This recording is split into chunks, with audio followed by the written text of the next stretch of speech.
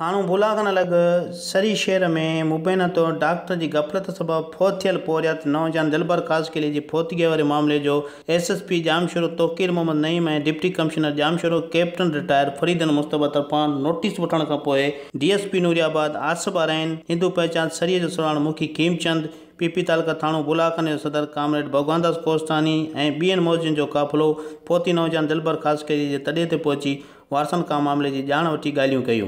DSP Nooriabad जी टियाकड़ी खां पोइ तुरियूं खीर खंड थी वियूं।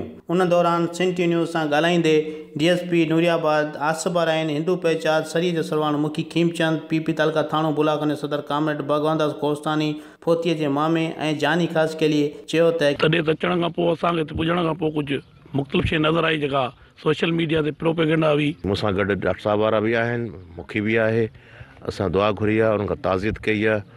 बाक़ी कोई शिकायत जेकी थोरा घणा ग़लतफ़हमियूं हुयूं उहो दूर थी वियूं आहे। असांखे अलहमदुलिल्लाह शुक्र आहे इन ॻाल्हि जो। न को इहा का ॻाल्हि आहे, असां जेका ॿुधी आहे डीएसपी बसि आयो आहे साईं, तंहिंखां पोइ इहा एतिरी पोइ ॿुधी आहियूं। सुबुह जो 8 बजे खां वठी 2 बजे ताईं ड्यूटी कंदो आहियां, अकेलो डॉक्टर आहियां अस्पताल में।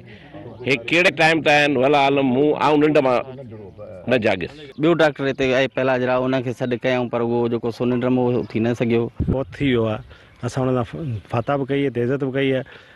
मेन मसइलो जेको अस्पताल जो हुयो त डॉक्टर जेको राति जे टाइम में कोन हुयो। कैमरा में राशिद नवाज़ मंगणार सां गॾु इम्तियाज़ मंगणार, सिंध टी न्यूज़ थाणो बुलाखन।